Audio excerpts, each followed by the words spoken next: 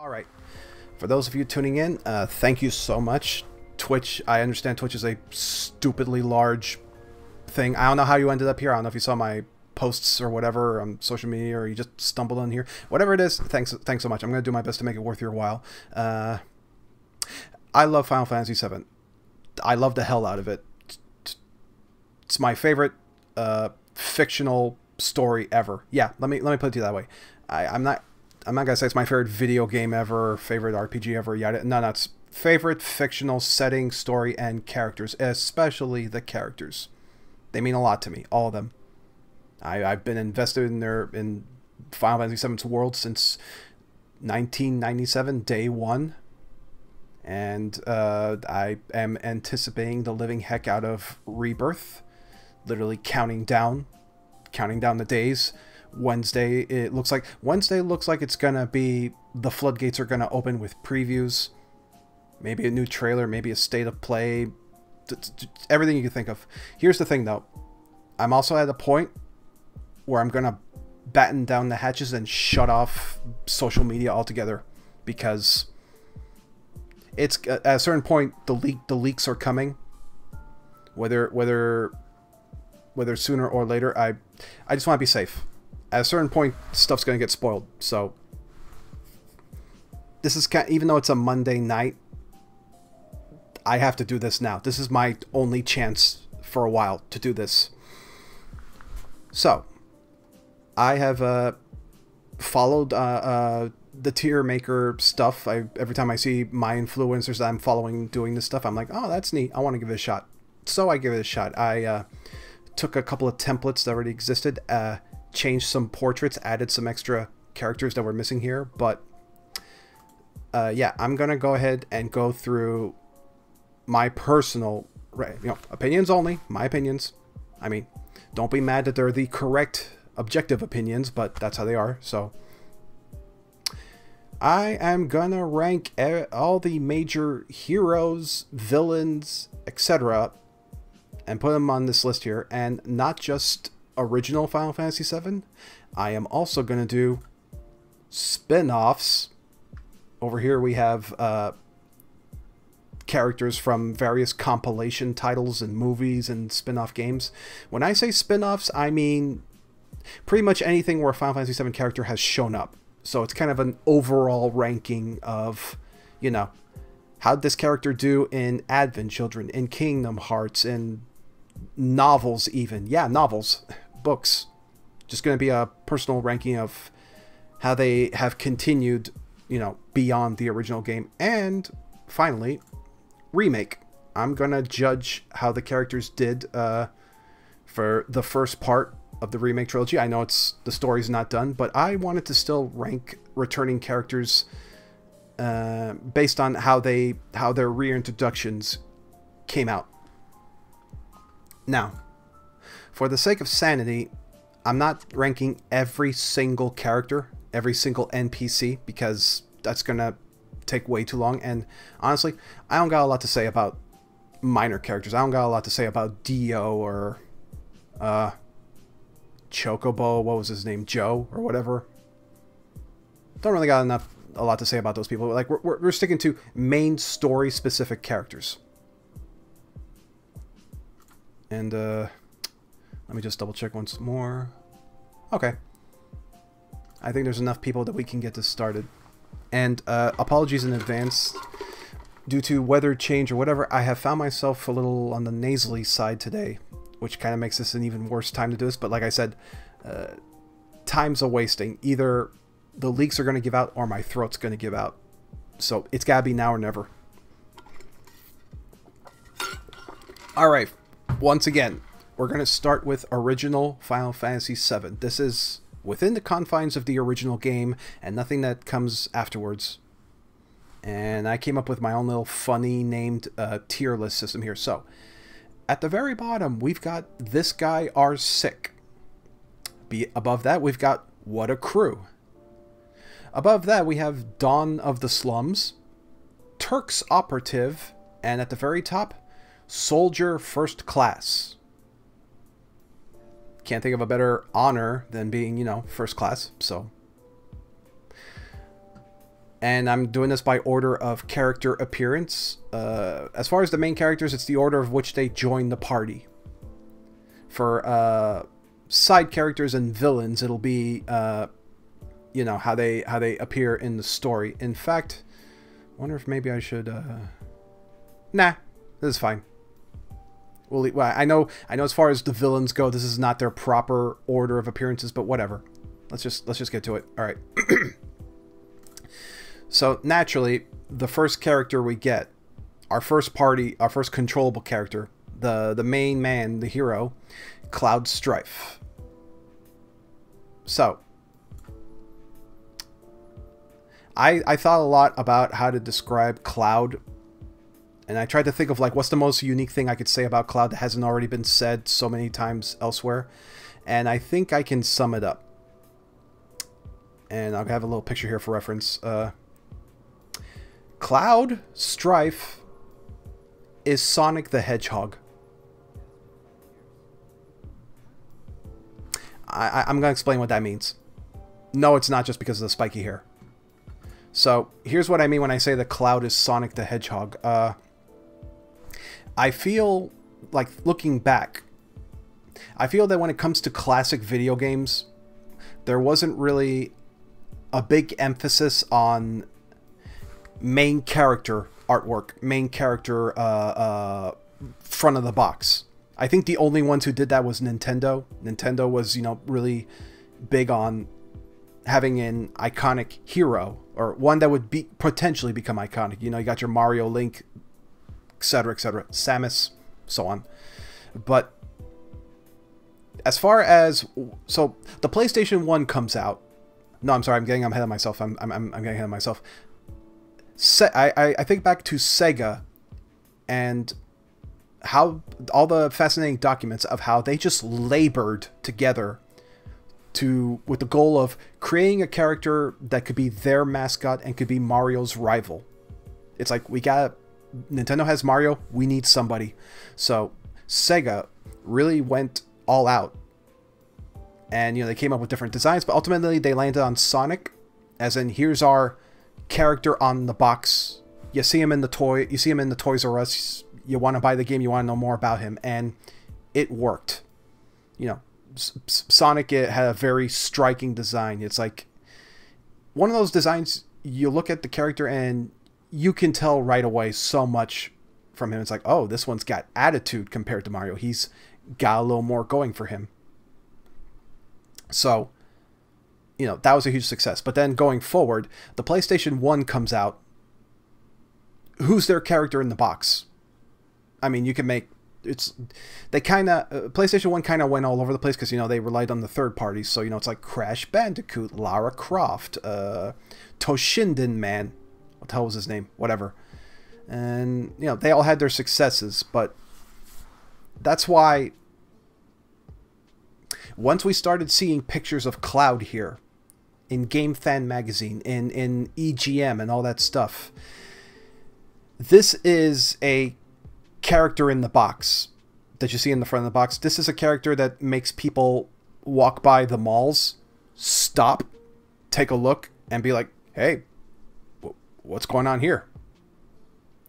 There's so much that a character design like this can tell you, especially if you came off the previous Final Fantasies. Like, my first Final Fantasy proper was Final Fantasy 3, which is now 6. It's officially 6, but it was 3 at the time, and I loved the hell out of that game. I played it 4 times through completion, loved all the characters and all that, but even coming from that, where that game had a very specific fantasy art style to it. So you take a look at Final Fantasy VII, what's coming up, and you take a look at Cloud here, and it's like, it tells you so much of how much everything's going to change. You know, now you've got this much more very anime-influenced design, where it's not going for a painterly or traditional fantasy look. It's like, no, here are a series of hard edges throughout. Hard, thick lines and edges. And that's already a big change. But also, you know, you take a look at the expression. It's like there is a combination of confidence, but also a case of, you know, you don't want to cross this guy in the street and piss him off, sort of thing. And, you know, of course, the massive, like, stupidly massive sword, in which it's kind of impossible. Any kid, any young teen is going to look at this, and it's like, yo, what's up with this guy? What's up with this? Am I going to get to use that sword? Am I going to cut people in half? What are we doing here? So, you know, also as a personal anecdote, this was Baby's first drawing attempt in which I am trying to trace Cloud's whole design here. And I am doing like a fictional futuristic city backdrop. And I'm putting all sorts of stupid, like very stupid graffiti. I put, I'm embarrassed, but whatever. I put Chocobos suck dick on the graffiti. And I want to apologize for all the Chocobos and dick suckers out there. I was like 12, so sorry. Point is, you know, this design absolutely was one of the things that really got people to pay attention. I still remember to this day. Let me see if I can even find it. I still remember to this day where I'm in a mall and they're playing one of the Final Fantasy VII commercials on the TVs. I don't think I'm going to be able to find it, but they're playing one of the commercials on the TV and they're showing Cloud on the bike. And literally, I'm seeing people stop in their tracks, looking at the TVs and being like, what is this? Who's this cool guy with the bike? So, yeah, that's why, whatever you feel about Nomura gets a lot of shit from people. A big chunk of it is not deserved. Some of it's deserved, but a big chunk of the shit he gets is not deserved. But regardless of your personal feelings for Nomura, there's one thing you cannot deny. It's like the one thing that you cannot take away from him. He succeeded in inventing, in creating, not just one of the most recognizable RPG characters, not even one of the most recognizable video game characters. This is one of the most recognizable guys with a sword. This is one of the most iconic modern day sword guy, swordsman. We're at a point that in cartoons, American cartoons and Cartoon Network like Adventure Time or The Owl House and all that, we're at a point where anytime there's a cartoon and the character opens up a shed full of weapons, I am looking around in the background and I'm like, there it is. There's the Buster Sword. That's where we're at. Iconic gets thrown around a lot, but Cloud is iconic. Now, that being said, after all that being said, let's actually talk about his personality. Here's the thing that also makes Cloud like really stand out despite years and years of gushing fans and such, is that anybody who plays the original, so Final Fantasy VII, the original, one of the reasons I hold its story into such a massive high-tiered regard is how much it subverts your expectations going in. Cloud is a badass. He is a cool soldier man. He comes off the train. He beats a bunch of people. He's also a massive dork. I don't want to say he's a loser, but boy, does he have to experience a lot of loser situations. He is frequently clowned on, and it's not in a mean way. It's in an honestly an amusing way. I mean, this man picks a fight with kids at one point. You know, he has a very fragile ego, and you know, going later in the story, we see just how fragile that ego is. But it's also, the game was not afraid to have fun with making fun of its main character, putting him through all sorts of wacky situations, you know, the cross-dressing, having him perform CPR awkwardly on a kid, snowboarding, taking part in a play, just constantly throwing this guy in situations and seeing how he overcomes them. Like, you know, he doesn't just shrug and say, I'm too cool for this shit. He finds ways to get through it. He soldiers on, if you'll pardon the irony of that. He soldiers on. And later on, the stuff happens where he goes through, you know, he starts going through a lot of bad times where suddenly his story's not going on straight. He's having headaches, he's having illusions, etc., etc. Like, yeah, I'm not gonna say the entire story here. If you've played Final Fantasy VII, you know, but that all culminates in making him like one of the most relatable characters. That ultimately he's somebody who had such a low opinion of himself and really wanted to be something greater than he was, to the point that he underwent a very traumatic and terrible experience and was literally experimented on, and that all of that just jumbled up together and made him who he is. And it's only through seeing him overcome that situation, you know, with the help of friends and loved ones, that he comes through at the end, that he's able to stand tall in spite of everything. You know, it's kind of like that quote from Undertale.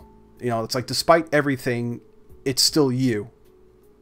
And that's why, first off the bat, Cloud is truly a soldier first class. Unequivocally. He may not have started that way, but he earned the rank proper. He soldier first class Cloud, straight up. Yep. Top tier. Whew. All right, next up we got Barret. Barret Wallace. So, Barret is another character that is very striking, you know, coming in from the 90s, and striking in a lot of ways. Like, yeah, his skin color. This is a unique thing for RPGs. It's still, unfortunately, a unique thing. You don't get a lot of dark-skinned main characters, especially ones with gun arms. I mean, again, Final Fantasy VII has a lot of "this was made in 1997" designs. You know, between Cloud and this guy here, it's like, oh my god, these are my starting party members? Look at this guy. He's got a gun arm, and he's got a tattoo, and big dude. Oh my god. Oh, so cool. Now, the thing about Barret is he's not quite as subversive as Cloud. Like, Barret is a lot of what you see is what you get. It's basically, you know, tough guy with a heart of gold. You know, you've seen that before. So it's not too out there when you see that he's got a softer side. You know, he's got a daughter. He very much cares about his crew, his Avalanche crew. You know, he's very gentle to the ladies.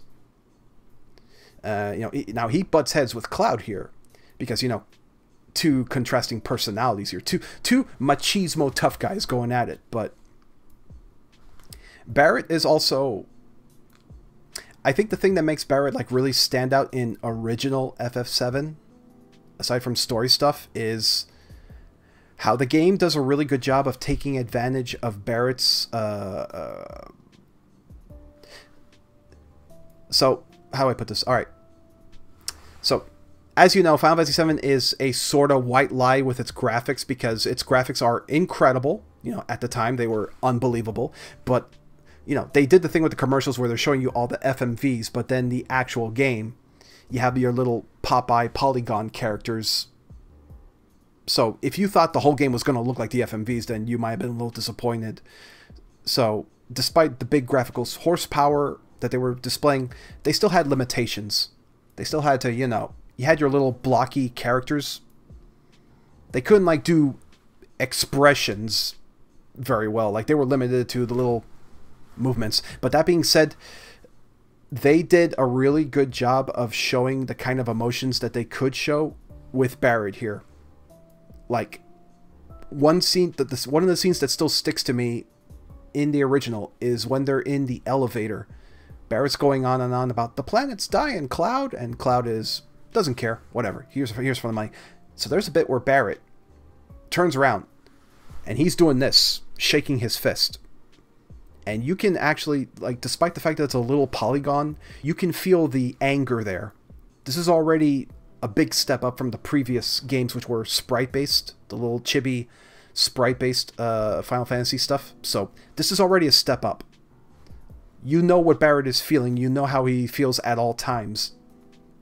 And they do a really good job of conveying those emotions with his exaggerated expressions. And it does lead to some funny moments as well. Like, I also really love the bit where he's at the hitting a punching bag in Seventh Heaven under the hidden room under the pinball table, which, by the way, I'm so disappointed that didn't show up in Remake. I was hoping for a recreation of that, but he's hitting the punching bag, and once again Cloud's pissing him off, so he's throwing his buddies across the room. He does this Mode 7 Ninja Turtles throw with Biggs that's super funny, and then he turns around and starts continuing to hit the punching bag, but in super speed. He's like So, I mean, yeah, there's a lot of comedic moments with Barrett, but that being said, they still balance it with some of the most genuinely good emotional moments, like when he thinks that Marlene is dead after Sector 7 is destroyed, and he's pounding on the rubble and shooting his gun in the air. Again, they do such a good job with showing emotion with this tiny little model. And it just carries through the whole way. And you know, those exaggerated expressions pay off. And then when he sees that Marlene's okay, and he's grasping her, and it's like, you don't see it, you don't see the details, but you know he's crying. You know he's like so overcome, so relieved that his daughter is okay. And you know, that just goes on throughout the rest of the game. Like, Barrett is such a very good emotional driven character.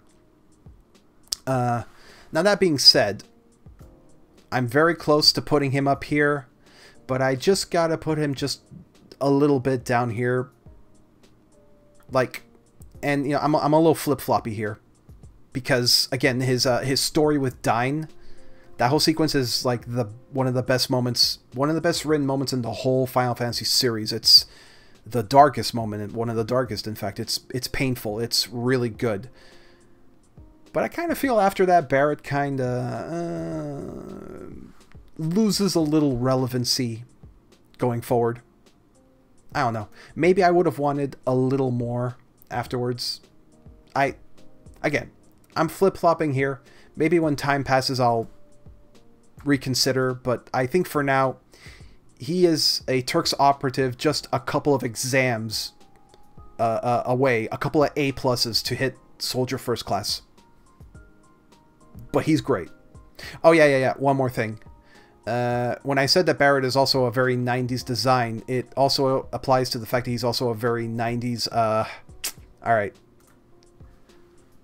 So, as somebody who had to endure high school, middle school, during the time of Ebonics, where the whitest kids I've ever seen are coming in with their hip-hoppy Ebonics talk, and I was a very serious kid. I saw that, and I'm just like, yeah, I was very, did not like any of that.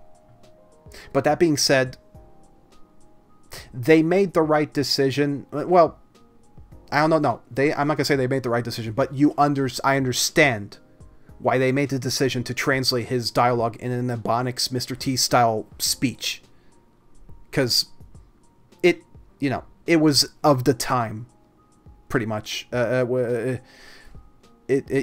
it aged like milk. Would have been way better that they didn't do that, but I still feel they, if they scaled back a bit, which they did for Remake, that extra puffed up, chest out bravado still does match the character. So, again, made sense back then. So, yeah, product of its time. Yep. I hope you guys are enjoying the show so far. Already 2 in, and I'm already starting to get a little thirsty here.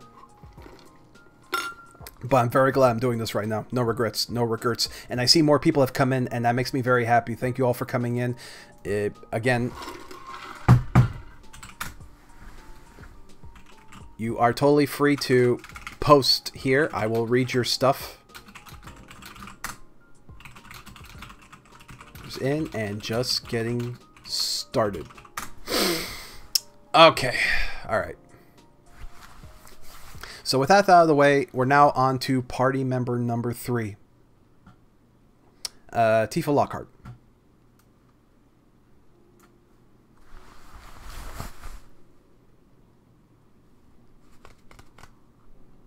I will not elaborate.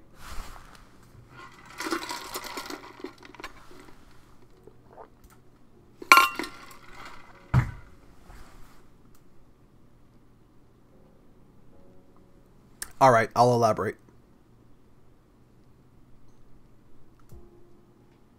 Yeah, shocker. However many of you are rolling your eyes right now, but yeah. All right. Let's get the elephant out of the room. Let's deal with the elephant in the room. And, you know, I'm going to do my best to not make this a long spiel because it's something that's constantly brought up even to this day, and I'm tired of bringing it up. But you know what? It's part of the character in both good and it's part of the character when we're in there. So let me just get to it, and I promise there is a point that I'm trying to make here. So let me deal with it. Okay. You're a teenager. Puberty's kicked in. You see a design like this in magazines. You know, some feelings are going to come out. So this when the question comes of or the accusation comes of, look at this fan service character. This character was made for sex appeal. It's like, yeah, no duh. Congratulations, you cracked the code. Yeah, we made a sexy, hot, female, attractive female character. Just like the X-Men, Mary Jane, April O'Neil, Catwoman, every fighting game ever. Most modern Nintendo characters. Several Disney princesses. Yeah. Good job. Good job cracking that. So, you know. That being said, you would be forgiven for making assumptions with a design like this. You know, you're probably... It's like, you know... once you get past, you know, the attractive traits here, you see the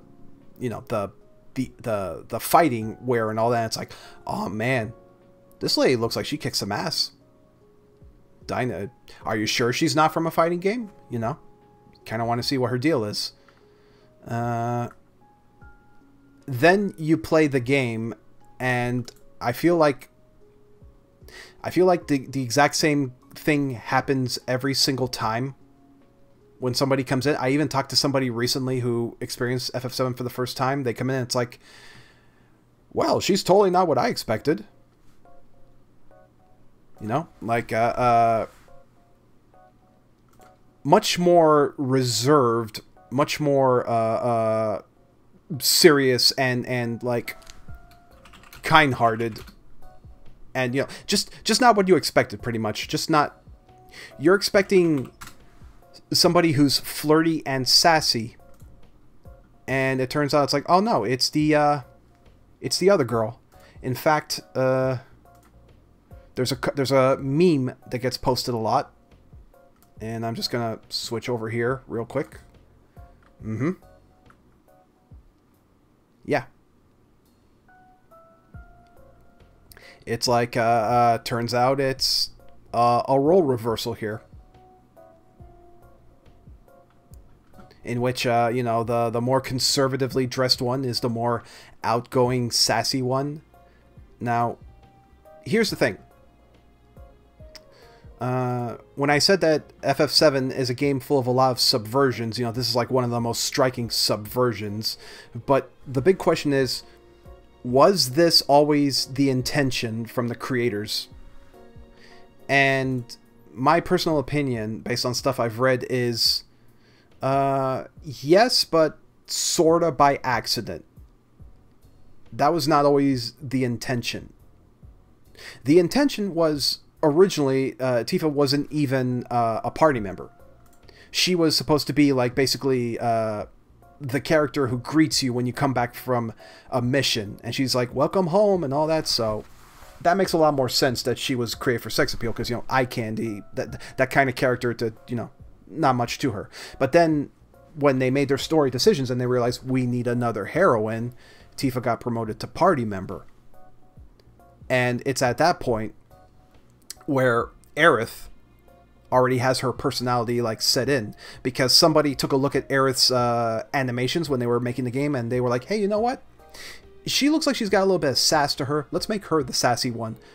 But because they decided on that with Aerith, they basically thought, it's like, well, we gotta do something to differentiate the two female characters. So pretty much Tifa had no choice but to be the more reserved one.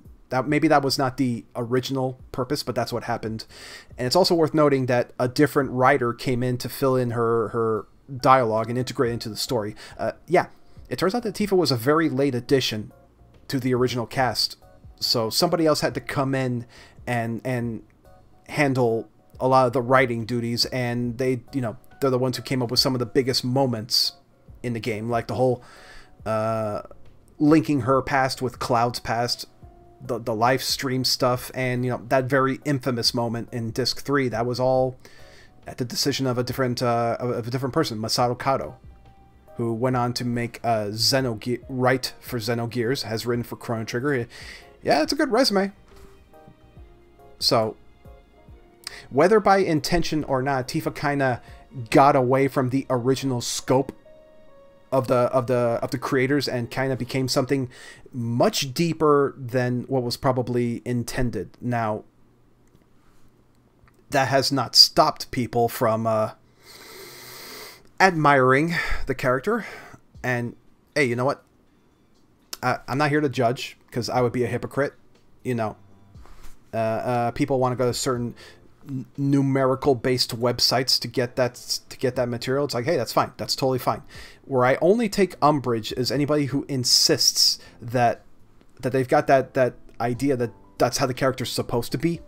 That's what led to the whole thing with Remake when she gets unveiled, and we had this very embarrassing string of people like screaming like, wait, what do you mean her tits are not 3 to 4 times bigger than her head? What about all this fan art I've been looking at for 20 years? So, you know, come on with that. But you know, yeah, I don't want to get into a whole thing about that, but I think this best I had this clip saved here. I think this best illustrates the point I'm trying to make here. Let me just get to it real quick. This was Tifa's unveiling in the Final Fantasy VII Remake E3 show.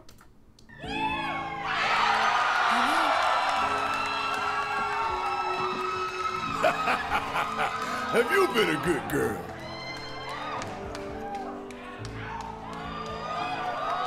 I heard you're having second thoughts. I know. A character who is just considered just, you know, a fan service character is not going to get that much acclaim from you know, like, the people have spoken. Yeah, again, I'm trying to do my best to compress things here, but Tifa is maybe arguably one of, if not the most fleshed out characters, like fully fleshed out characters in Final Fantasy RPGs, period. Like, there's a lot going for her, way more than you expected, way more than the original game can even like handle. Like, there's a lot of stuff that I wish they focused more on. Like, that's, if I had like one complaint, oh geez, I hope the spittle didn't come out in the camera there. That would be embarrassing. But if I had like one complaint, minor complaint about her character in the original game, is that I wish they focused more on her individual issues. So much of her story is tied with Cloud's story, and that's fine because, you know, the two support each other in that way, and that leads to some of the most beautiful moments. And that's why they're the official canon couple. I'm not gonna, let's be honest. But anyway, I wish there were more moments where that were her moments, you know, and that's something I'm going to be bringing up later as we go on. I wish she had more. Like, do you want to know how many times she brings up that Sephiroth killed her dad? Once. One more time after the flashback, and that's it. You know, she's got skin in the game too. She deserves a chance to, you know, get her revenge and such.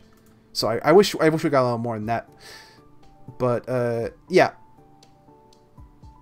Tifa is like fully realized and is just fantastic. And yes, she's incredibly sexy, but you know what? That should not be what defines her. It should be the accessory. It should be fully fleshed out, very super well written character with amazing fighting abilities. Also, boobs. And yeah. Yeesh. Alright. So naturally we gotta bring up the next party member, and it's Aerith. Aerith Gainsborough. Yep. Nah, I'm kidding. I'm kidding. Relax. Okay. So, Aerith here.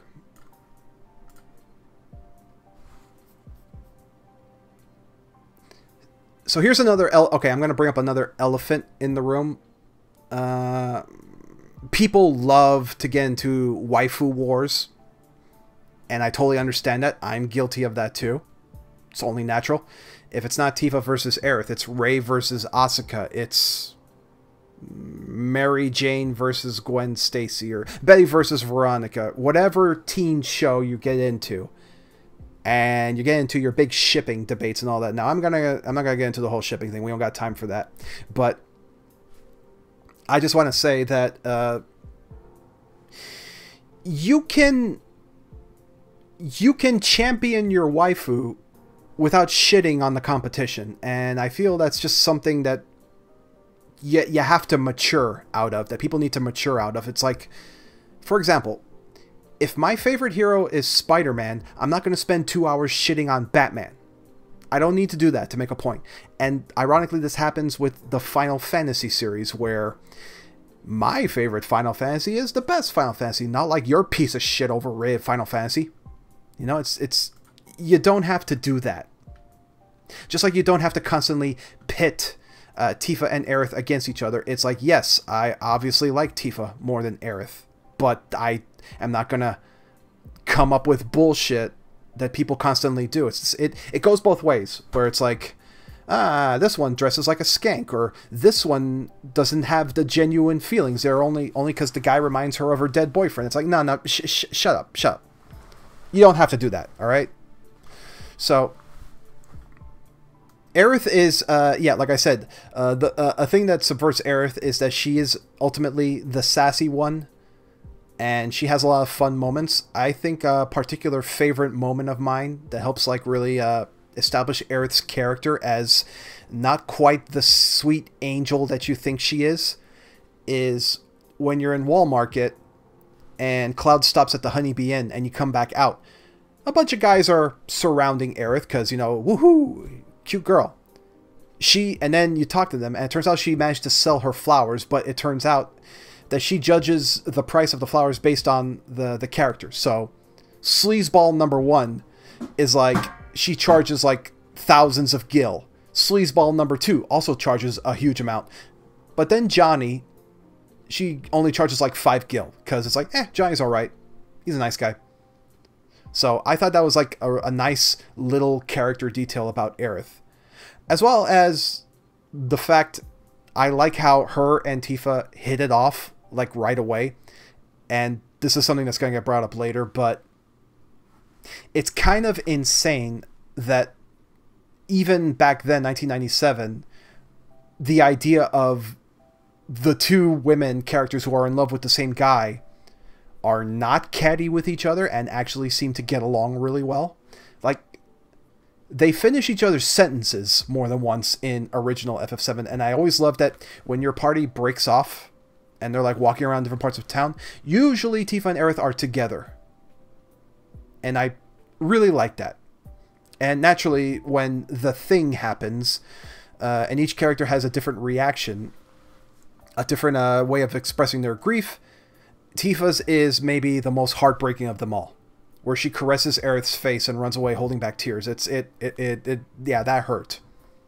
That was a darn good moment. And yeah, I'm less interested in the, like I said, I don't ship Aerith and Cloud. I understand she's the second. I understand she's one of the primary choices. I get that, and I'm not saying that they don't have legit good chemistry together. It's like, no, she is a very pivotal character in helping Cloud to grow the same way Tifa is, and helping him with his past and all that. I acknowledge all that, but I'm just saying, overall, I liked Aerith's interactions with all the characters. I had more fun seeing how she'd interact with people like Barrett and Tifa and so on. I loved a bit in Gold Saucer that she very unsuccessfully tries to help Barrett cheer up, and she's not doing a very good job of it, and only pisses him off more. It's like, it's those little moments I like more over the whole I am the chosen one, the last of my kind, and I gotta save the world bit, because ultimately I've seen that so many times in other fantasy-based media, and other anime, and other Final Fantasies. That's why sorry, let me get that. That's why I put her here as Turk's operative. It's like, you know, I put her above average of other previous heroines. Like, she's way above previous characters like Rosa and those type of the dainty heroines. Her having a little bit more sassiness to her, a little more independence, puts her above those characters, but not enough to stand against, you know, who I consider the top tier soldier first classes. But Aerith is still really good. Alright, Red 13. Now, once again, Final Fantasy VII is just filled with catch your eye, put him in posters, put him in advertisement characters, because, oh my god, Fire Dog, look at this dude with tribal tattoos and missing an eye, and he's in my party. Ah! And again, this is still a revolutionary thing even now, because we don't get freaks in RPGs anymore, and I miss that. I miss that we don't get animals. Not just like regular animal, like Final Fantasy 16 we have a dog, and Torgal is great, but he's still a dog. This is a talking dog. This is a talking dog that stands on two legs and doesn't like humans, and has a whole story with him. It's like, yeah, man, come on. Red's great. Red's great. Man, I keep, okay. Unfortunately,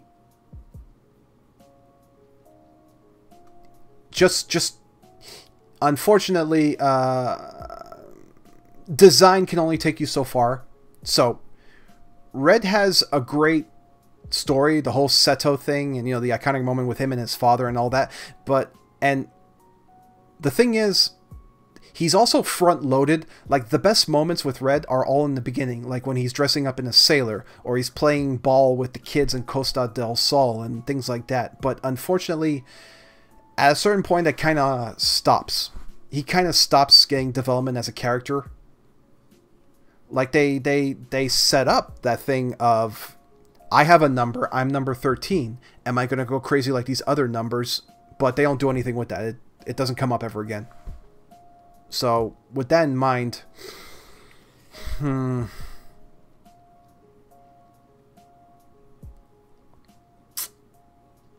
gonna hate myself in the morning for this, but yeah, I think Dawn of the Slums, still respectable, still, like, he's in my heart and I love him. I have a Red 13 plush over there that I would show you right now, but As far as this game goes, it's, you know,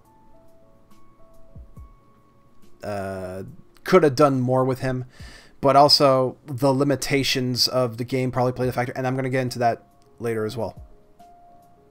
Alright, next up we got Yuffie. So I have always deeply lamented like the hatred that Yuffie would get in certain forums. You know, bitch stole my materia is something I've had to hear over and over. And I've always rolled my eyes about that because, again, as far as aesthetics go, I'm all about the spunky ninja girl thing here. I think it's super cute. I just like everything that's going on here. And okay, this thing is a little on the busy side, but still, very cute, cool design. And child characters get shit on a lot on RPGs, and the thing is that always kind of bugs me because child characters are usually pretty cool in RPGs. Let's be honest here. They're not all dinner. They're not all that annoying. Sometimes they legitimately come up with some of the most interesting play styles. Sometimes the most gripping stories. You know, like Realm, Rydia, the two kids in Lost Odyssey. Plenty of child characters that, you know, they can do good things with them. And I know that Yuffie's technically kind of in the middle. She's a teenager, so somewhere around there. But still, she's also responsible for some of the funniest moments in the original game, like the whole bit about how she constantly traps you, like with the fake save point, the fact that you have to answer questions in a certain way and not fall for her traps. The whole Wu-Tai thing was hilarious the first time I went around. Like, I wasn't mad that she took my materia and rearranged it. It's like, come on, no fun allowed. But unfortunately, because she's an optional character, she does not get a chance to interact with the other characters that much. Like, she'll have a couple of lines here and there, but they're not enough. It's only with Cloud that she like has some actual like interactions with, and that always bugged me. But that's unfortunately the result of, you know, she's an optional character, so we couldn't add all of that stuff. So that's why I kind of stuck here, even though I really want her to be here, but that's how it is.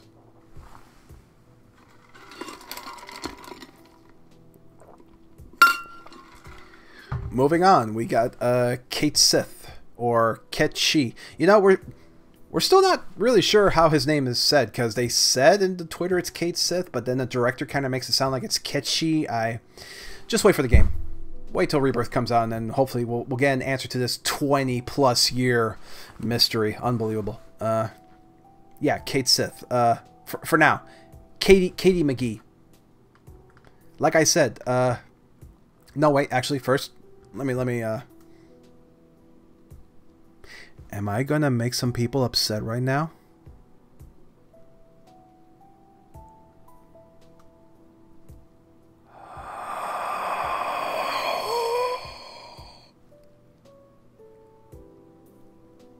No. Nope.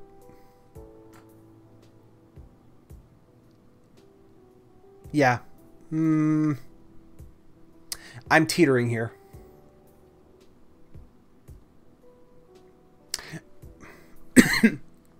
Okay, here's the thing. I was talking again about striking designs and how I miss Freaks. Excuse me.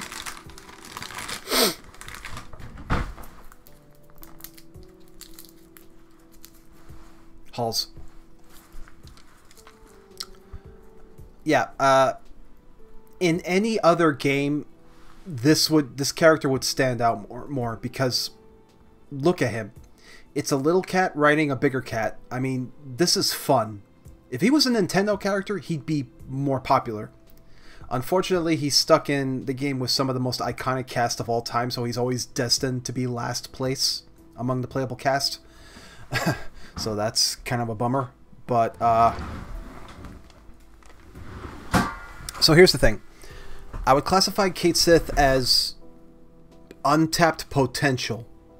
Because going back to subversions, going back to, you know, expectations and all that, Cait Sith really surprised a lot throughout the story. It's like, there's a traitor on your group, and it's the cat? Really? He's the Shinra spy? Really? And right away, when that gets found out, I love that whole exchange in Gold Saucer where he tries to appeal to the crew. It's like, yeah, look, I had to do it because I work for Shinra, but look, I'm not going to run away. I'm just going to lay it all out there. And as the negotiations are failing, he starts to get a little more threatening. He's like, yeah, you can kill me if you want, but this is a fake body. This isn't me. I'm all the way over at Medgar. I'm controlling this thing remotely. So it doesn't matter to me if you kill it. I got spares. So that right away is interesting, because then it leads to the mystery of, who are you? Who among the Shinra people are you? And that's real interesting. And then, you know, he plays his trump card of hey, I got your little girl hostage. Again, I don't want to do that, but yeah, you forced my hand. And that's really interesting. That's really good. That makes for some real good drama. Some real good character dynamics. Unfortunately, they don't really go through with it. It kind of gets shoved aside pretty quickly. And also, Katie McGee here is also responsible for one of the most awkward moments in the whole game. And that's after he sacrifices himself.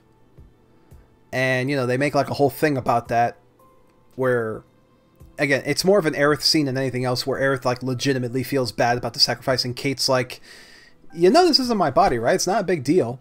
But then as he's going through with it, he starts to yeah, you see, that's one of the other things. They're never clear how much of this is autonomous compared to his handler. Like, when is it Cait Sith, the robot, acting on its own, versus the handler, which, spoilers, it's Reeve, you know? I'm sorry. Let me just switch over here. All right.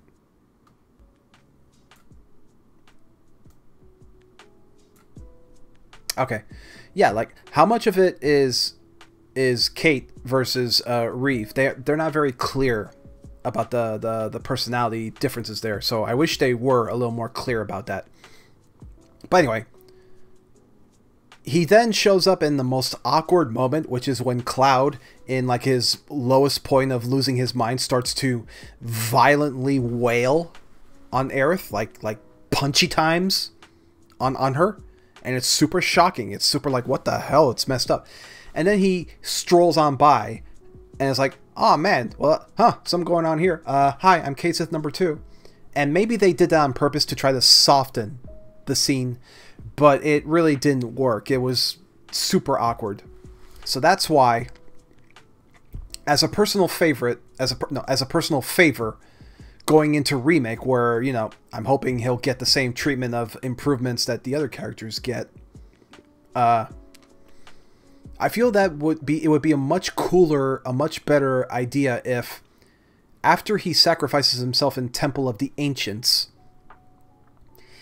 he doesn't come back until way later during Junon, when Barrett and Tifa are going to be executed and he shows up to save them.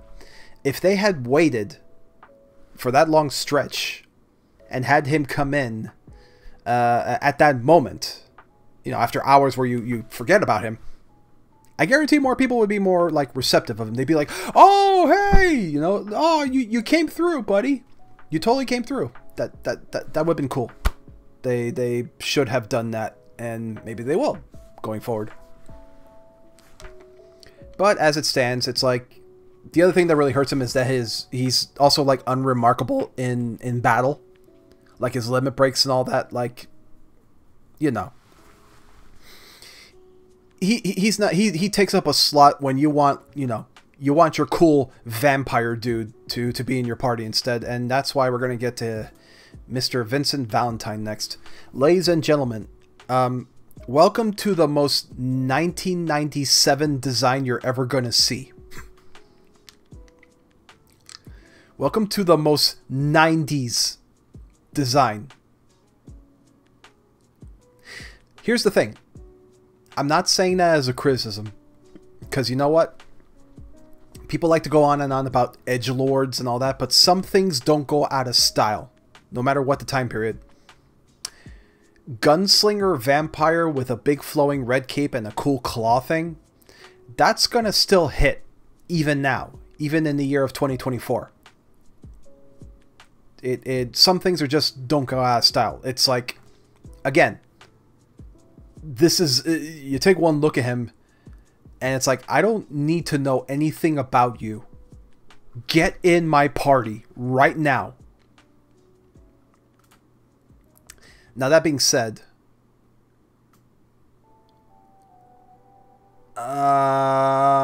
once again, he is burdened by the fact that he's an optional character, and in my opinion, it was a massive mistake, because he's actually super important to the story. His connection to Sephiroth, and it's through Vincent where you learn more about the true origins of Sephiroth through his mother and all that. It's like Vincent should have been a mandatory party member.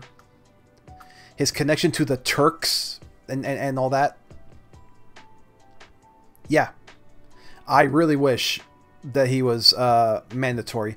And one of the coolest moments in the game, you can miss it entirely if he's not in your party in that specific moment. And it's when the crew is going to fight Hojo. Going to have a boss battle with Hojo. And that's when Hojo reveals that he is Sephiroth's father, and he willingly corrupted his child in the womb. And everybody's like super disgusted by that. But then Vincent steps in, and because it's when that moment where he realizes, I was punishing myself, when in truth, I shouldn't have like slept for so long and done that. I should have punished you, you son of a bitch. And it's a legit great moment. But unfortunately, you miss it if Vincent's not in your party when the revelation hits. So, on a good day, I would have put him up here. But unfortunately, you know, his interactions are few and far in between. So, at the very least, I put him as the king of the dawn of the slums. Yeah. I mean, I'm not gonna do a shuffle here, but it looks about right. But anyway, and now we get to Sid Highwind. So Sid is, I kind of got mixed feelings about Sid here, because I don't know if he hits as hard if you were not a Final Fantasy fan going in.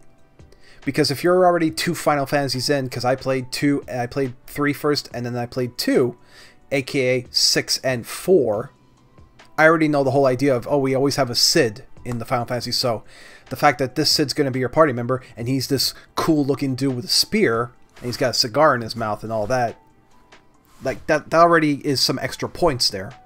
But if you didn't know that, if you were not a Final Fantasy fan, would you still take a look at this guy and be like, oh, cool? And the other hook would be, of course, the potty mouth. The excessive potty mouth that comes out of this man. And once again, kind of, it's like he's made for teenagers, you know? It's like, ha ha ha, he smokes, and he curses, and he's super mean to his lady assistant. But then as you get older, the cracks start to form, where it's like, oh, he's a piece of shit to his lady friend, and the swearing is juvenile, and what do you mean he's 32?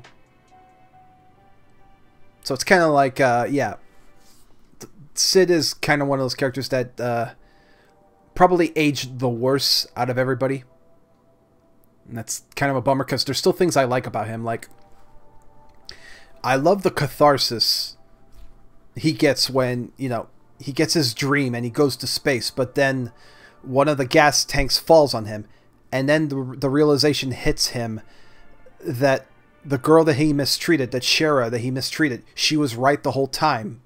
And like, hey, this gas tank is faulty, it could be a problem.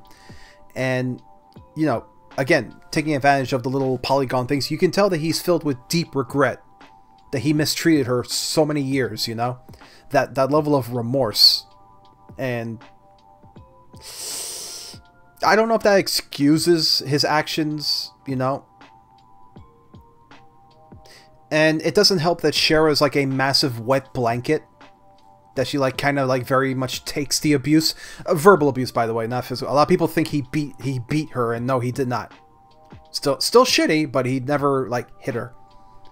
But, you know, once again, a really kind of like with Kate Sith, a lot of potential that sadly did not get fleshed out enough in the original.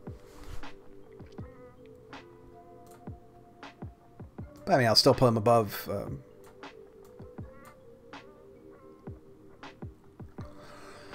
Okay, that's all party members. That's everybody. So originally I was not going to include these guys because I kind of feel that they all fall under the same spot here. Like, I'm not saying they're bad. I'm just saying that in the original, Biggs and Wedge were pretty unremarkable. Like, you know, again, there was some funny moments with them and Barrett, but that's about it. They're not there long. It's like half an hour at the most, so not really enough. I'm only putting Jessie slightly above them, like around here. No, in fact, I wouldn't even put her there. I would just put her as the best of the guys who are sick tier.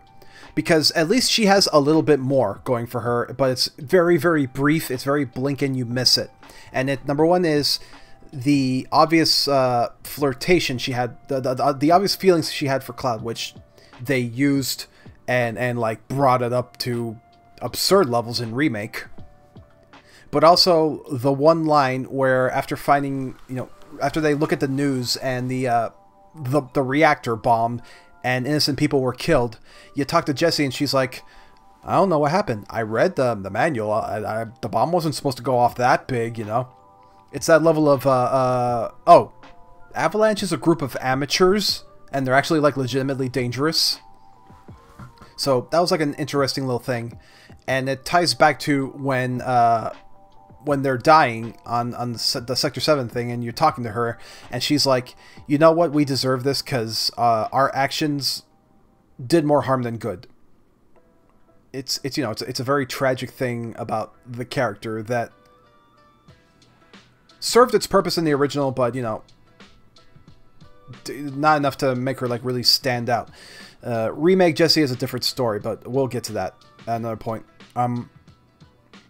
Similarly, I don't got a whole lot to say about Marlene, but I felt weird leaving her out because she's still, like, a very big influence. Mainly, it's the way she influences other characters, you know? Like you know, it's her relationship with Barrett, her relationship with Tifa, and her relationship with Aerith is like treated as such a big deal, but it's also kind of weird because they meet once and they spend what, 15 minutes at the most, 10 minutes at the most, and yet that's enough for Aerith to become like this very influential person, to the point that Marlene will braid her hair in remembrance and all that for like this one girl I talked to this one time, but she made such an impact in my life, you know. It's just, and it's not a bad thing, because again, original game, you know, you gotta speed things up, you're pressed for time, you know, it's already a massive game, I get all that. So it's more about the stuff that's surrounding Marlene. Like, again, the Dyne storyline is fantastic, and Marlene plays a factor into that. But as a character on her own, around here. I will say she does get extra brownie points for the very hilarious image of her mixing drinks, which I'm very upset was not in Remake. Very upset they didn't have that. But, yeah, anyway. Okay, so that's all the good guys. Boy. I'm gonna move this guy to the end here, because you know, I gotta get through these. If I spend too much time talking about the big fish here, we're not gonna get done. Okay, so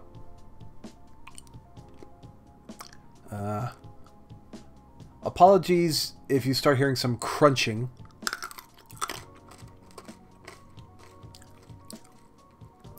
I don't quite know how to mute myself on this OBS yet.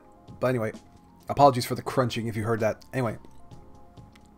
So now we get to the antagonists of Final Fantasy VII. So, once again, I gotta go on about the striking artwork, the put this in front of a Pepsi can, put this in as a magazine spread. How could anyone not lose their minds over this image?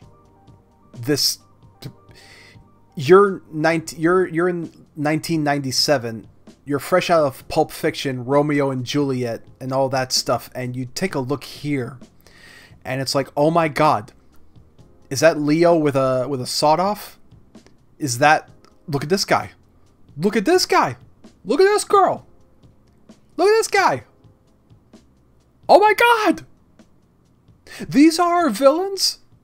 This is gonna be the best game ever!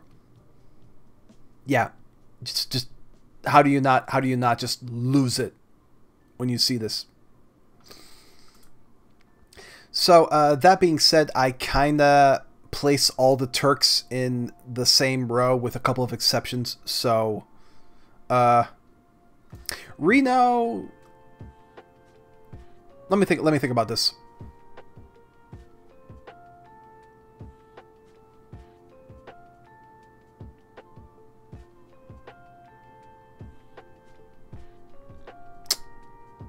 This is tough.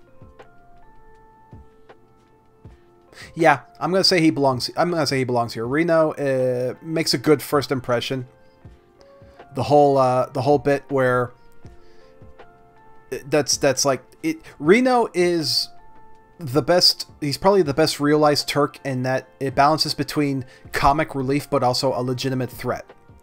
Because there's that whole bit where he's like, "Oh, by the way, don't step on the flowers." But he steps on the flowers, and everybody's like, "You're gonna catch holy hell," and all that. Like that's a funny bit. And his interactions with Rude are also like really good. Like, I kind of put him and Rude as a duo because they are a duo. You know, Reno being the big talkative one and Rude being the silent type, which is why I'm putting Rude down here, but he also gets some extra, like, Rude is carried by Reno, pretty much.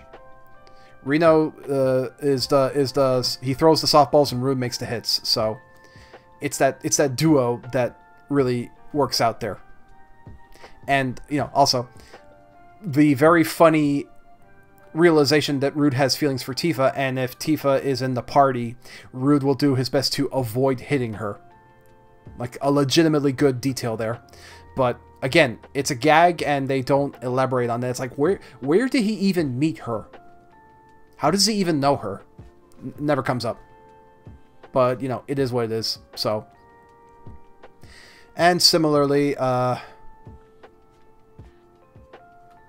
so Sung here. This is a character I really wanted to be, you know, cooler than he actually was.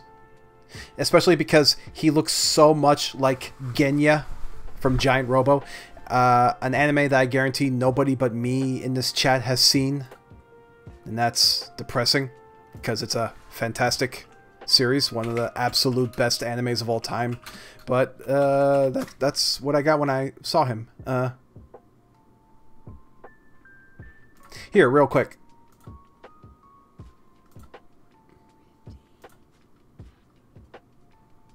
Yeah, sorry, real quick.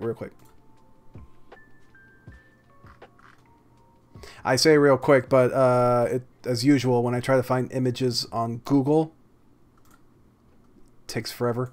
Okay. Oh, hey, perfect timing on that music. Yeah, take a look. I mean, it's not one-to-one, but it's enough that when I saw this, when I saw Sung, I'm immediately thinking of Genya from Giant Robo. Anyway, Sung is... He is, unironically, the threatening criminal type that you don't want to mess with, but unfortunately he's also highly undercooked because you never fight him, and based on his appearances in other spin-offs and all that, I guess he's not a fighter. He's the brains, I guess. But, you know, it's still a bummer. You never confront him face-to-face. His fate is left ambiguous. That's pretty much, you know, all there is to him. Like, really cool design. Really just wish he did a little more. And, unfortunately, I have even less kind things to say about Elena. Now, what a waste with Elena. Elena in original is pretty much a joke. And when I say she's a joke, it's like not only is she like constantly treated, not only is she like thrown into comedic elements, she's pretty much treated as a joke the entire way through. She's supposed to be the rookie Turk, and you know she'll make mistakes and all that. But despite that, there's never a moment where she gets to shine. You don't even... The boss fight with her is optional at the very end, and they don't even... She doesn't even get her own battle model. They reuse another model when you fight her. So... It's just... And then it's like she... that bit where she wants to punch Cloud and you can dodge it and she rolls down the hill. It's like, yeah, she's just clown shoes comedic, never gets a chance to be cool. And it's a bummer. I would have liked something more. And this is not the only time this happens with a Final Fantasy. Like, more than once. It's like, hey, cool villain lady. Are we going to see more about... oh, no. No. Pfft. Dead. Most of the time. Yeah. So now we got the Shinra. The Shinra company. All these dudes. Much like the Turks, I kind of put them all in the same pedestal, with some very notable exceptions. So, President Shinra, he's a red herring. He's who you think is going to be the main villain, and then it turns out he's not. Gets killed, so that way other more prominent figures come in. So, yeah, pretty much. Like, I do like his arrogance of coming in. Like, he literally comes in within view of Barrett just to talk shit. You know, it's like, I wanted to get a look at you, Avalanche scum. All right, now I'm off to have dinner. See ya. And I'm like, Barrett, why didn't you shoot him? But yeah, that was... Other than that, not much. I could say the same thing for Heidegger here, where you think there's going to be more to him because he's part of the military, but ultimately he, just like with Elena, he's kind of just a walking punchline. He has his dumb laugh, and he has some funny bits where he's throwing around people whenever he's angry, but again, beyond that, not much that stands out with him. This is getting a little harder here. Let me get one of the easy ones out. Yeah, same thing with Palmer. Palmer, again, clown shoes joke, haha, I'm fat. And, you know, he gets a funny bit where he gets hit by the truck. Everyone sees that gif. But then it becomes a big question mark of what happens to him after, because the last time we see him, he's talking shit to Sid over a computer.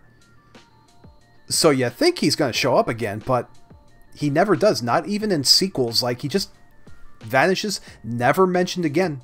Just, that's how little people care about Palmer. Now, Reeve, this is a tough one. This is a tough one because I don't know how much of him should be attributed to Kate Sith. Like I said, it's hard to tell the difference between the two. Like, the things that I praise Kate Sith about, should I be praising Reeve about, you know?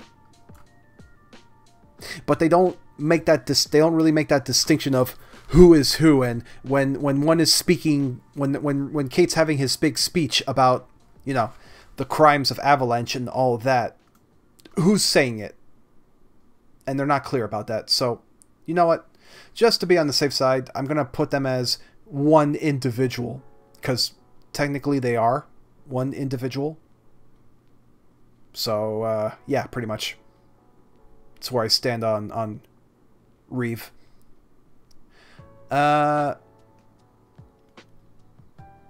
Scarlet gets a little more because... no, not because of sex appeal. Scarlet gets a little more because of how enjoyable it is to see how cruel she is. Because of all the Shinra execs, well, with the exception of one, she's the second most evil of the Shinra execs. Because her whole thing is that she gets off tormenting other people to an almost not quite T-rated degree, you know. Her whole it gets understood, like, her whole thing with Tifa is Tifa talked smack to her, so it's like, because of that, I'm gonna give you the most painful death I can think of, which is a slow gas chamber. And wait, you survived? Hell no, I'm coming for you. You know, it's that level of vindictiveness. And I know it leads to that slap fight, which I've got mixed opinions about. But, you know, aside from that moment, Scarlet is legitimately a threatening character. And, you know, a lot of people forget, she's the one who took Barrett's hand. And that's legitimately a very interesting moment, because Barrett's on the run, and Shinra goons are shooting at him, and she comes in and she's like, "You idiots, none of you are going to hit him like that. Let me show you how a true weapons master handles it." And like a boss, she points and goes, "Ugh," shoots his hand.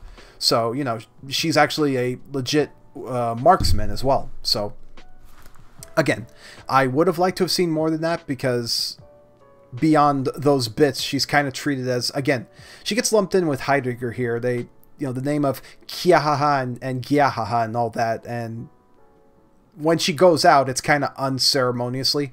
It's like a dumb boss fight with a stupid robot, and that's that. I would have liked a little more. I would have liked a situation where Tifa and Barrett are like, it's time to give this bitch some payback. But it doesn't happen. Maybe next time, but yeah.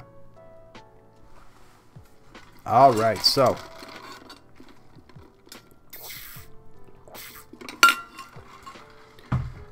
we now come to who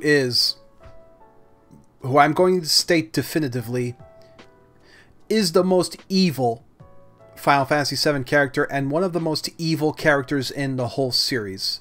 Because, you know, Sephiroth, obviously cooler, obviously has a lot of things going on for him.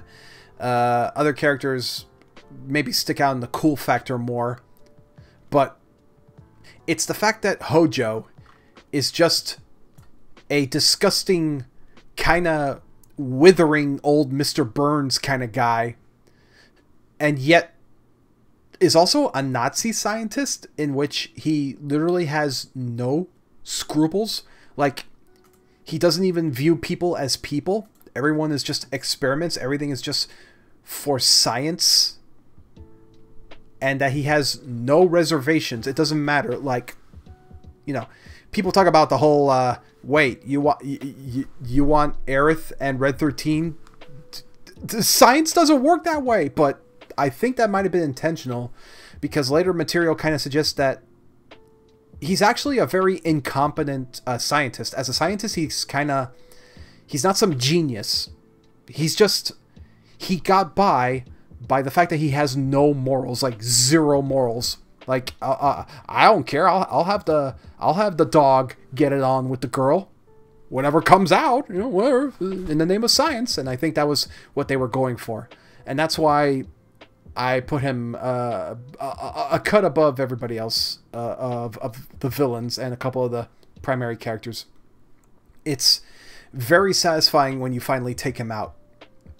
This guy needed to die, and he needed to die screaming. So, you know. That's why Vincent here needed to be a mandatory party member. Now, while the rest of the Shinra dudes vary in terms of competency and such, going back to this image, you know, it's like, yeah, Rufus is just a suave, classy-looking dude here. But he's maybe the most interesting of the villains, actually, now that I think about it. Because the thing with Rufus is that he comes in and he's naturally oozing that arrogance of, hey, it's my show now, baby. I'm in charge now. See, so, bye, Dad. You know, I get all the money. I get all the it's all me.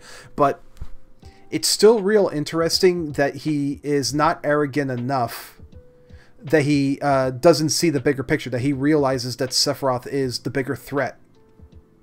So it's this really interesting thing that I wanted to see fleshed out more in the original, and it actually does get fleshed out in other entries, is that Rufus and Cloud's group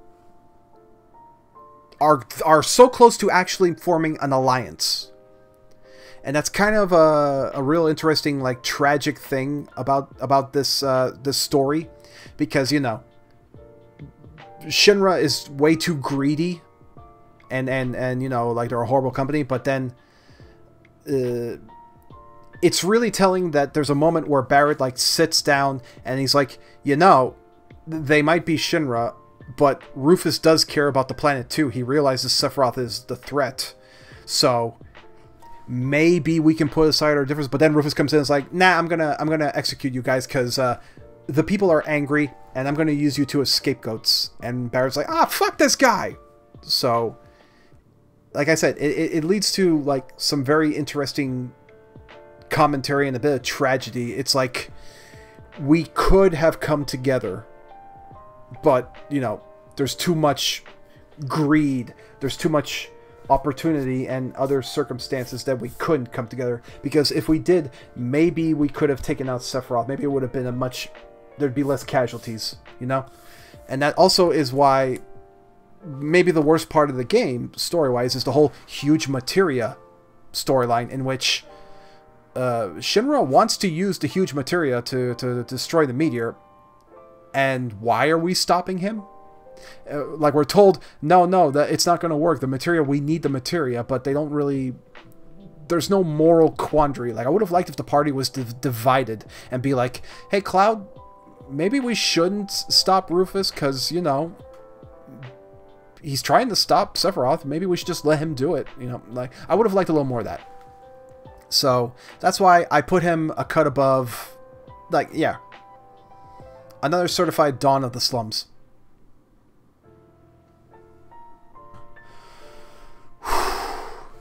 And now we get to the big boy.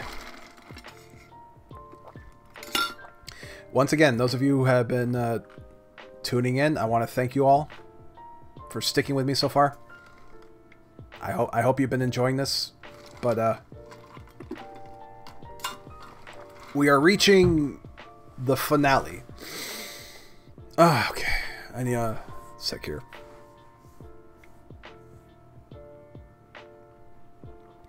So if you missed it, if you came in late, I mentioned about, you know, what a striking design Cloud is, and the importance of you know, having a main character as front of the box.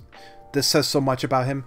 So it's only natural that his enemy, that Sephiroth, who was specifically designed to be the inverse of Cloud, also sticks out in very similar ways. Because, you know, here's cool guy with big sword, and then we go over here and it's like, oh, here's another cool guy with an even longer sword, and look at this thing. Look how long it stretches. It's kind of funny that even in current visuals, in current remake, we never see him walk around with the sword, because they realize, where the hell is he going to put this thing? It kind of just materializes or whatever, but you know. Again, I gotta give kudos. Nomura kind of deserves an untouchable status for creating two of the most iconic sword guys, as well as best girl, in one game, and cool Turk guys also. So once again, Sephiroth is a character that actually defies expectations. You know, you take a look at him in magazines, you're thinking, oh, well, we're going to have a cool sword guy fight. This dude, he's going to be kind of like our Darth Vader.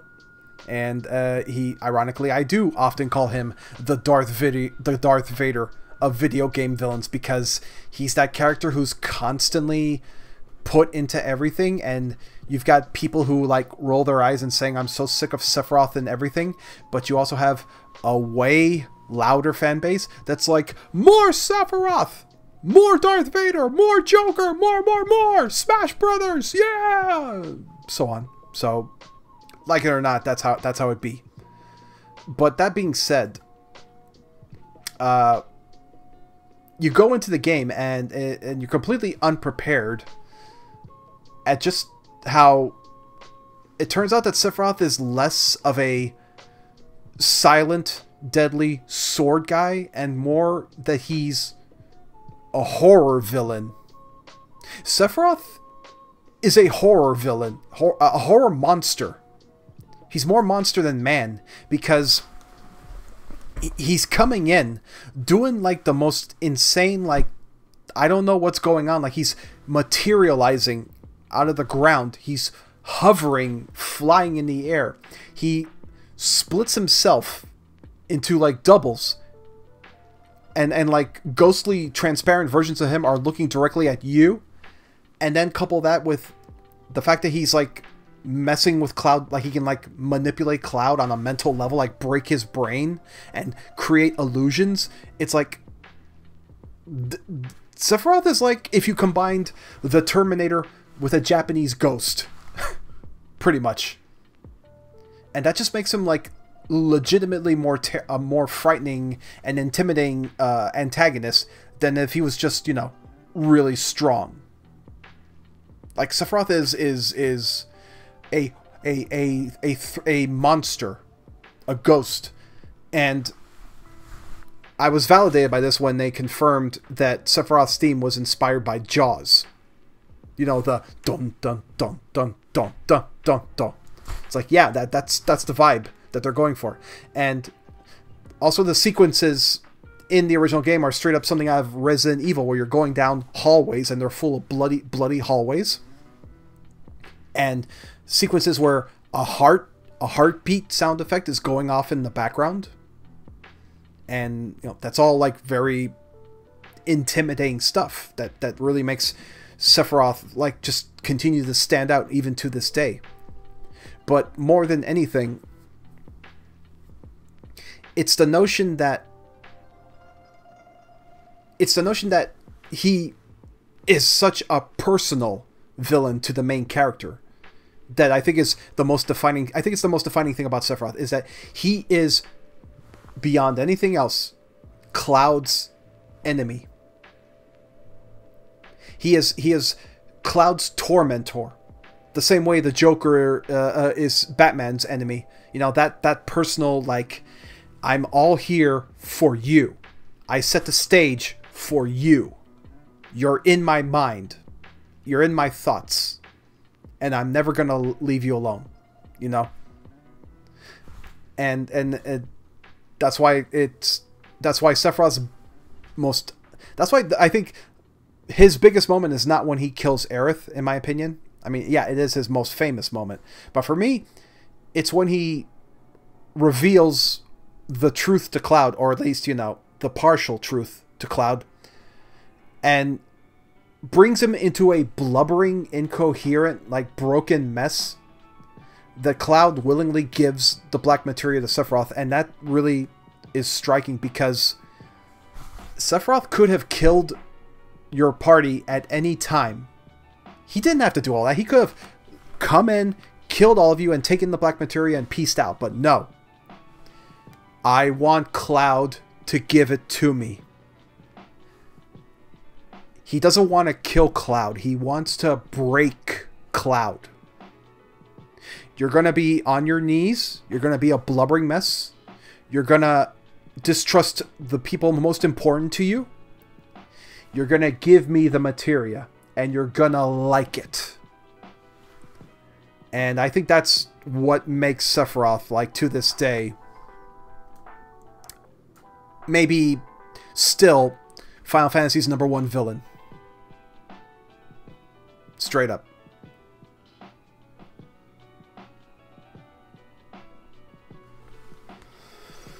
Whew. So that's everybody.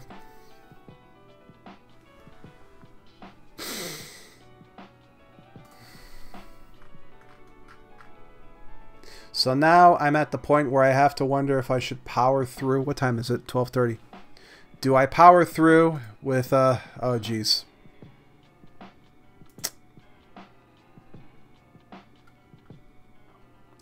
Alright, listener. Alright, users. Listeners. I'm going to make a judgment call because, I'm already, I kind of knew this was going to happen. I kind of knew this was going to happen where it's like, I don't know if I'm going to be able to go through all 3 of these. So, for the sake of sanity and my throat, and because I really want to play Tekken, I'm going to call it here. I'm going to call it here, and then it's going to give me a chance to like get some of my thoughts in on maybe some stuff I missed out on, etc. But, I think, yeah. In fact, I'm gonna state it. I'm going to be here same time tomorrow, and we're going to go through the spin-offs. Oh, now you play the Sephiroth music? Anyway. Yeah. Tomorrow, same time, I'm going to come in and I'm going to go through the next tier list of the characters as they appear in the spin-offs. But for now, as a recap, as one final recap, at the very top of Soldier First Class, Cloud is still one of the most iconic swordsmen of all time, but he's also a very much more rounded character than expected, and he only gets more developed as the story goes forward. He like, his personality just... He's somebody whose personality just expands the more the story goes on. Tifa is... got a lot, so much going for her that, you know, she's kind of, if you'll forgive the eye rolling, she's kind of impossible to dislike, honestly, you know? You want to root for her because she's deeply in love with Cloud, but she's like held back by so much like internal things, both from her personal trauma and tribulations, but also, you know, the secrets that she's afraid to share. And unfortunately, she has nobody to rely on, but she like has to become that rock for other people. But it's a rock that can also like crumble as well. So you just root for her the whole way, leaving aside the fact that she kicks ass and looks really good doing it. Sephiroth is despite all the memes and people saying tired, is still legitimately one of the all-time best villains and a legitimately scary threat. Barrett is just, you know, you've seen the tough guy with the heart of gold thing before, but that doesn't stop him from just being a very likable character with some of the hardest hitting bits of the story. You know, like, this is somebody who goes through extreme... He's a terrorist. Like, it doesn't faze him that people died when you blew up that reactor and innocent people died. He's like, hey, had to be done for the sake of the planet. But then you reach the end, and he kind of like self-reflects, and it's like, oh man, I'm as bad as Shinra, almost. I mean, no, I'm not as bad as Shinra, but I still did some bad things. I went about this the wrong way, and you know, there's an extra tragedy to that. Aerith, again, is very like also a character that's very hard to dislike, and naturally you will, regardless of how, you either shed tears or you still felt super bummed when she died. And even if you knew ahead of time, like me, that she died, there's still a part of that hits you because she's a genuinely, very likable character. You wish that she was still around. But again, I very much liked her interactions with the other characters like Tifa over Cloud. But I understand that, her development was... that her kindness was also a big factor with Cloud.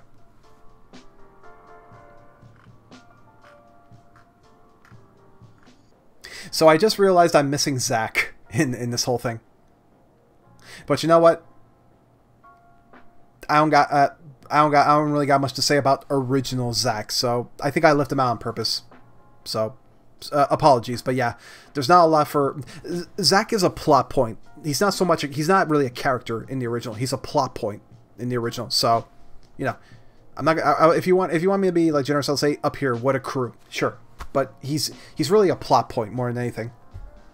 It's not until later entries that Zack becomes a character. Anyway, where was I? So, Aerith. Oh, yeah. Vincent, again,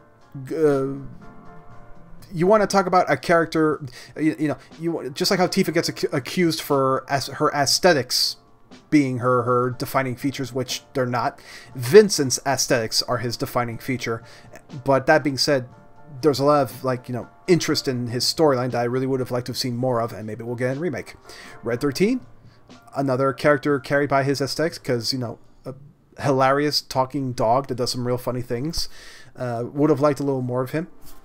Yuffie, cool ninja, fun little ninja girl. Would have loved to have seen more of her interactions with the others, but she's unfortunately limited as an optional party member. Hojo, the most evil, now the second most evil Final Fantasy character of all time. Number one being a certain horrible mom. You know who I'm talking about. Reno. Yeah, of the Turks, I'd say he sticks out the most. Rufus, like I said, there's more depth there. And it's kind of in the background, but again, it's very interesting that Rufus is legitimately wants to save the world, but still wants to conquer the world. So it's one of those things of he's a villain you don't want to hate, but he keeps doing shitty things. So he has to be a villain. Sid hasn't aged super well, but he still has likable things about him, like the whole... about his dreams about going to space and all that. That's still interesting stuff, but otherwise, yeah, kind of put him in the same league as Kate Sith here, who wasted potential. Both of them wasted potential. Could have had more going on. And Reeve, I consider a part of Kate Sith, so I'm lumping these three together. Marlene, as a character, she's kind of there, but she's also a big influence to the other characters, so she kind of deserves this spot. Rude is carried largely by Reno. I just don't, feel comfortable putting them in the same spot. Reno gets a little more. Same thing with Scarlet. Scarlet, they could have done a little bit more with her, because she's legit a horrible person, and you really want to see her get her comeuppance. But she kind of becomes sorta a joke by the end, lumped up with Heidegger here. The three Avalanche buddies, again, they're all kind of in the same pile here, because they're your disposable characters early on. You feel bad when they die, but you don't give them much thought after, an hour or so going forward. Sung and Elena, wish they got more, but again, kind of sidelined. And the rest, I've said my piece. They're all around the same. It's like they serve their purpose in the time that they show, but nothing that makes them stand out beyond that. Yeah, that's a good way to put it. Okay, so that is the end of that's going to be the end of this stream. This is my ranking of the Final Fantasy VII characters in the confines of the original. And yeah, I hope you enjoyed the stream. I hope I got you interested enough to check out when I do this again tomorrow, most likely, bearing the crushing weight of my throat. Hopefully that's not the case, because my job requires me to talk a lot. And also, the impending previews of Final Fantasy VII Rebirth, which I'm very worried about. If it's going to lead to leaks. But as it stands, same time tomorrow, we'll be going through the characters through the spin-off. And that's going to be it. So thank you so much. Thank you all for watching. I'm going to put this up on my YouTube. And have a good night.